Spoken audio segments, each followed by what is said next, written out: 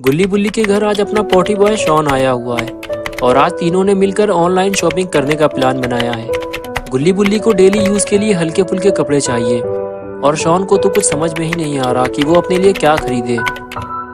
उसे तो बस कंप्यूटर पर गेम खेलने की जल्दी है, लेकिन शॉपिंग करने में थोड़ा टाइम तो लगता ही है। और कुछ देर बाद बुल्ली ने अपने लिए 2 टी-शर्ट ऑर्डर किए, गुल्ली के लिए लोअर और अपने पॉटी बॉय शॉन के लिए एक अंडरवियर मंगाई, क्योंकि उसकी पुरानी अंडरवियर बंदर उठाकर ले गए थे। ऑर्डर कंप्लीट होने के बाद आखिर शॉन को गुल्ली के साथ कंप्यूटर पर गेम खेलने का मौका मिल ही गया और फिर दोनों गेम खेलने में ऐसा मस्त हुए कि दोनों को इस बात का भी होश नहीं था कि कब सारा दिन बीत गया और दिन से रात हो गई। और इधर अपना बुल्ली टीवी देखने में मस्त है। बुल्ली ने आज जो आइटम ऑर्डर किया है 2 से 3 दिन में वो डिलीवर हो जाएगा। बुल्ली यही सोच कर बैठा है। तभी बुल्ली का फोन बजने लगा। बुल्ली ने कॉल रिसीव की तो पता चला कॉल करने वाला एक डिलीवरी बॉय है। उसने बुल्ली से बताया कि आपका पार्सल आया हुआ है। बुल्ली ये सुनकर बड़ा हैरान हुआ। उसे ये समझ में नहीं आ रहा कि जो सामान उसने आज दोपहर 1 बजे ऑर्डर किया था वो उसी रोज रात में 9 बजे कैसे डिलीवर हो गया। लेकिन जो भी हो, बुल्ली ने उससे कहा ठीक है, तुम पार्सल दिए हुए एड्रेस पर ले आओ। तो डिलीवरी बॉय ने बुल्ली से कहा कि अभी रात के 9 बज चुके हैं और हम सिर्फ रात 9 बजे तक ही पार्सल डिलीवर करते हैं, इसलिए आपका पार्सल सुबह 10 बजे तक डिलीवर हो जाएगा। अभी मैं आपके घर से काफ़ी दूर हूँ और मुझे 2 पार्सल और डिलीवर करने हैं। मैं उसे डिलीवर करते हुए वहीं से निकल जाऊँगा। बुल्ली बोला तुम मुझे एड्रेस बताओ कि तुम कहाँ पे हो, मैं खुद तुम्हारे पास आकर अपना पार्सल ले लेता हूँ। तो डिलीवरी बॉय ने बताया कि मैं पुराने कब्रिस्तान के पीछे वाली रोड की तरफ आ रहा हूँ। तो बुल्ली बोला कि तुम कब्रिस्तान के थोड़ा सा और आगे की तरफ आओ, मैं वहीं आ रहा हूँ। तो डिलीवरी बॉय बोला कि ठीक है, लेकिन जल्दी आना, मैं कब्रिस्तान के पास ज़्यादा देर तक खड़ा नहीं रहूँगा। और फिर बुल्ली गुल्ली और शॉन से ये बताकर घर से निकल गया कि वो पुराने कब्रिस्तान के पास पार्सल लेने जा रहा है।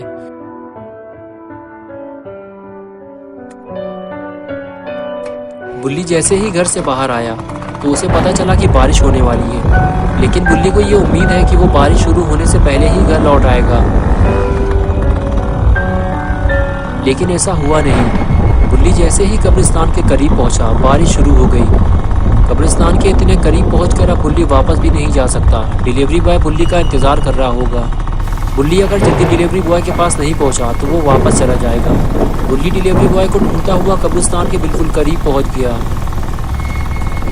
लेकिन डिलीवरी बॉय कहीं दिखाई नहीं दे रहा। यहाँ इतना अंधेरा है कि साफ देख पाना भी मुश्किल है। बुल्ली ने अपनी टॉर्च निकाली और डिलीवरी बॉय को ढूंढता हुआ आगे बढ़ गया।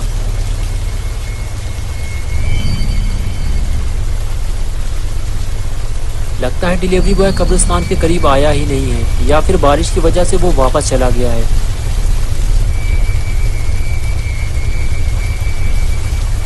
बुल्ली को भी यहाँ ज़्यादा देर तक रुकना नहीं चाहिए।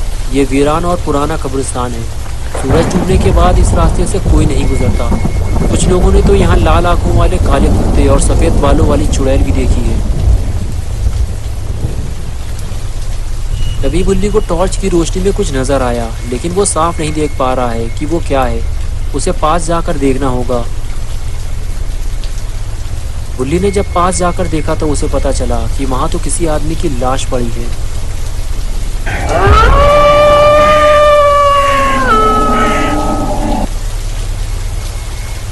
लेकिन ये डेड बॉडी आखिर है किसकी? बुल्ली उस आदमी का चेहरा देखना चाहता था, इसलिए वो धीरे धीरे आगे बढ़ा और जैसे ही बुल्ली ने उसका चेहरा देखा, बुल्ली डर गया। वो डिलीवरी बॉय ही था जो बुल्ली का पार्सल लेके आया था।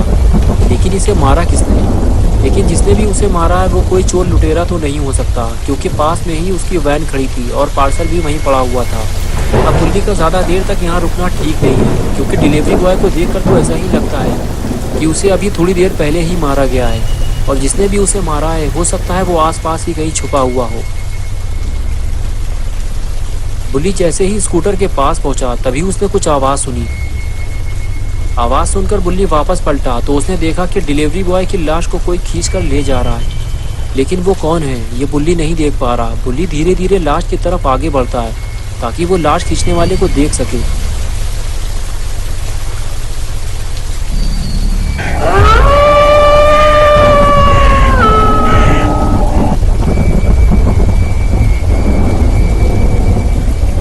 लेकिन बुल्ली जब तक वहां पहुंचा लाश गायब हो चुकी थी।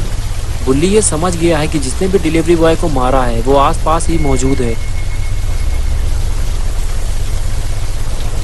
लेकिन बुल्ली के लाख ढूंढने के बावजूद उसे कोई नहीं मिला।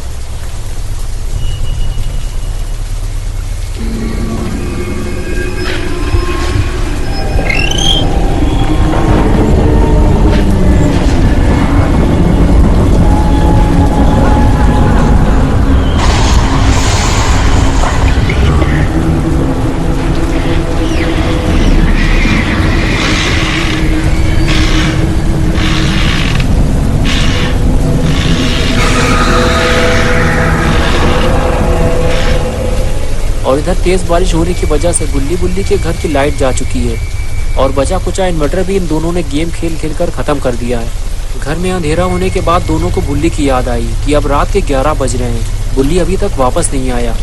पुराना कब्रिस्तान भी घर से ज़्यादा दूर नहीं है। बुल्ली शॉन से कहता है कि हमें कब्रिस्तान जाना होगा, लेकिन शॉन रात में कब्रिस्तान जाने से मना करता है।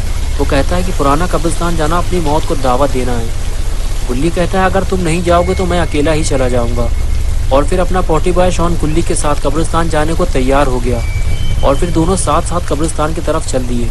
गुल्ली और शॉन दोनों आज पैदल ही कब्रिस्तान जा रहे हैं क्योंकि कब्रिस्तान यहाँ से ज़्यादा दूर नहीं है। दोनों बातें करते हुए आगे बढ़ने लगे।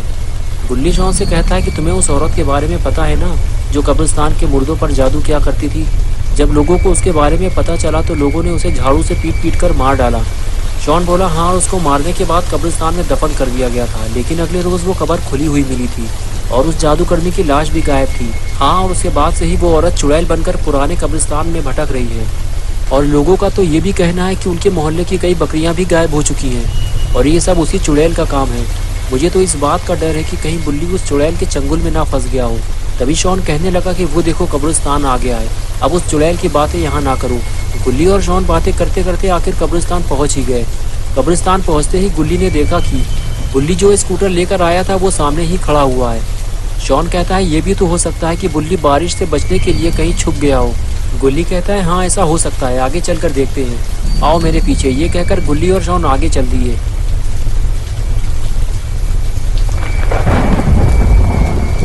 कुछ दूर आगे चलने के बाद गुल्ली और शॉन ने डिलीवरी वैन खड़ी हुई देखी।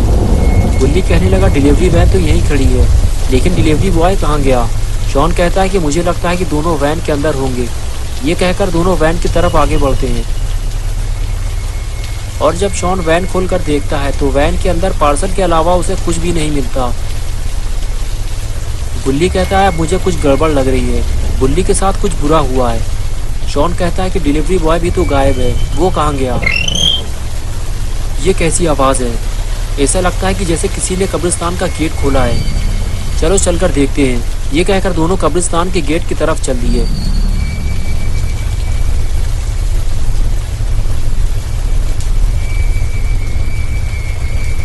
पास आकर जब दोनों ने गेट देखा तो गुल्ली की बात सच निकली, गेट खुला हुआ था। गुल्ली बोला मैंने तुमसे कहा था ना ये गेट खुलने की आवाज़ है, या तो कोई अंदर गया है या फिर बाहर। वो देखो किसी ने हमारी स्कूटर भी गिरा दी है, लेकिन दिखाई कोई नहीं दे रहा। मुझे लगता है कि हमें बाबा को बुलाना चाहिए, क्योंकि मेरे समझ में तो कुछ नहीं आ रहा। वो क्या था, यहाँ कुछ था जो मुझे देखकर भाग गया। मैंने किसी चीज़ को जाते हुए देखा है।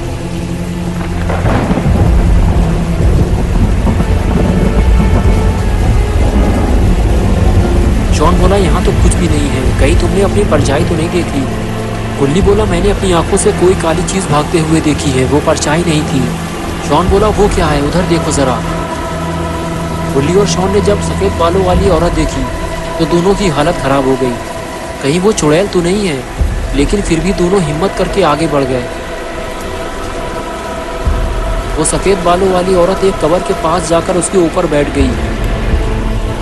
गुल्ली और शॉन उसका पीछा करने लगे, लेकिन ये दोनों जैसे ही उसके पास पहुंचे वो औरत उठकर खड़ी हो गई। उसने कब्र खोली और उसके अंदर कूद गई। गुल्ली और शॉन ये देखकर समझ गए कि ये कब्रिस्तान में रहने वाली चुड़ैल है और इसी ने गुल्ली को कहीं गायब किया है। लेकिन ये क्या है।